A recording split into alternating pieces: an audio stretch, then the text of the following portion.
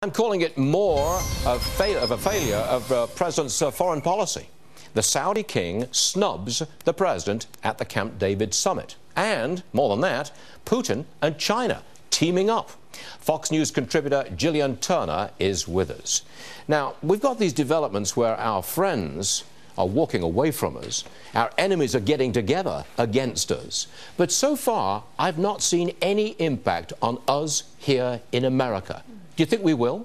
I think that we absolutely will. And I also think let's not mince words about exactly what the king's refusal to attend the Camp David summit is. This is a very strong signal to the administration of his displeasure over Iran nuclear negotiations and the president's failure to really adequately back up Arab allies in the region and hedge against Iran. I think this is going to be a huge missed opportunity for the administration. We're working on a lot of things very closely with the Saudis right now, from pushing back against ISIS in Iraq and Syria to conflict in Yemen. Another person who will not be there is the ruler of Bahrain. America's Fifth Fleet is headquartered. It's stationed in Bahrain. And I think it was 2 other Gulf Arab leaders will not be there. So 4 of the 6 leaders of Gulf Arab states, they're not going to be at this summit. Doesn't that doesn't that spell the end of any nuke deal with Iran? Well, I think this is very quickly, this Camp David summit, becoming really a summit of foreign ministers. And in the case of Saudi, foreign ministers, and even as kind of far down the food chain as the interior minister. So it's very likely that this is going to have long-lasting repercussions for the Iran nuclear deal. When do we pay a price? I mean, I don't think anybody in America at this point is directly affected by what's happening with Russia, China, the Middle East.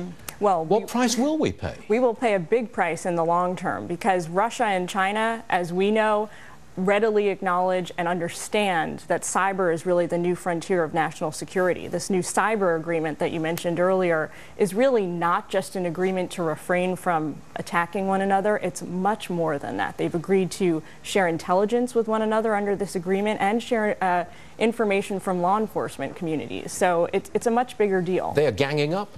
Essentially. Together, essentially looking at us as the enemy, the rivals. They're ganging up against us. Now, that's a reversal of the foreign policy which we've had since President Nixon's day. That's a complete reversal, isn't it? It is in some regards, and in some very important regards, it's a step backwards. When we talk about this, what we really mean is the projection of U.S. power, not only regionally, but across the globe. And we talk about U.S. influence, we talk about political power, economic power. We're faltering a little bit in each of these areas. And, you know, something important here is we're seeing not only Middle East adversaries take advantage of this, but now longer-standing traditional allies that we've hedged against very well for a long time, pushing back against us, like China and Russia. Who would have thought we'd arrive at this? Who would have thought? Gillian Turner, thank you very much indeed for joining us. We appreciate it. Thank you. Let's bring in Steve Moore in Washington and look at domestic policy for a moment here. I say that that domestic policy is a mess because we have not returned to prosperity. And Steve, I want to know, what policy tools are available in the next 18 months to fix the economic mess that we've got on our hands? Ooh, that's a tough one. I mean, I think, you know, we've been waiting for 6 years for some of these policies to take place, and none of them have.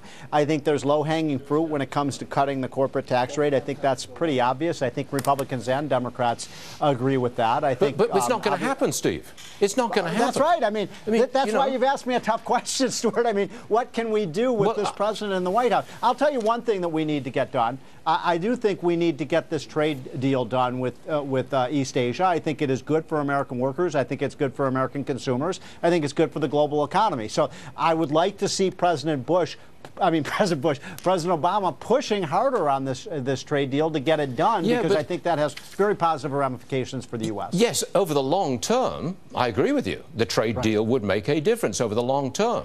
But if we're sliding down our economy, and it is, with virtually no growth at the moment, maybe you'll get a modest pickup in the rest of the year, maybe. I just don't see what this president and what this administration is going to do about it. I don't see how they arrest the slide. Do you? Right. I don't think they have a plan B. They never did. You know, they deluged the economy with easy money, with stimulus plans that really didn't create the jobs. I mean, I'll give you an example of something that could be done right away that would help, you know, in an important way, which would be to have some kind of corporate tax holiday to bring money overseas back to the United States. I mean, if you did that, that would start creating jobs right away in the United States. The president, in his budget, wanted to do sort of the opposite of charging these businesses more for the money they have stored overseas. I think, you know, the obvious answer to your question is to build the Keystone Pipeline. That is a true shovel-ready project the president won't allow the shovels to get ready for because he won't fund it. So are you still sticking to your guns, so to speak, that the economy will rebound later this year and we'll go back to maybe 2% growth? Really?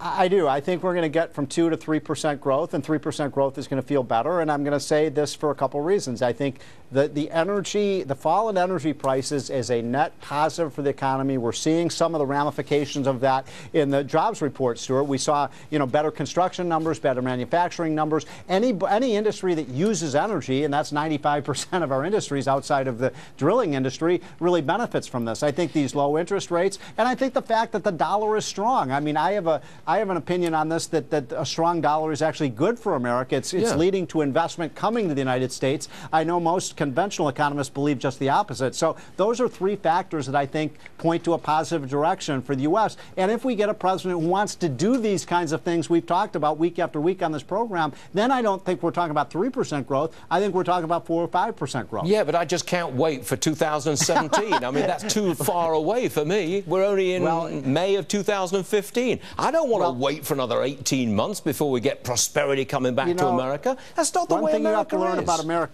You have to learn this about America, Stuart. Elections have consequences, you know, and we had an election, who said that? You know, 2.5 years ago, and, you know, I didn't like the outcome too much either, but, you know, President Obama is in office for another 16 months or so. We're going to have to live with that. But Republicans need to be pushing harder on the growth issue. I think they need to bring these things to Obama and make him veto it. Make him veto this stuff like like the Keystone Pipeline and reining in the EPA and a corporate income tax change. How about showing some respect for the people who work? How about showing some respect for private enterprise, which is the great engine of America?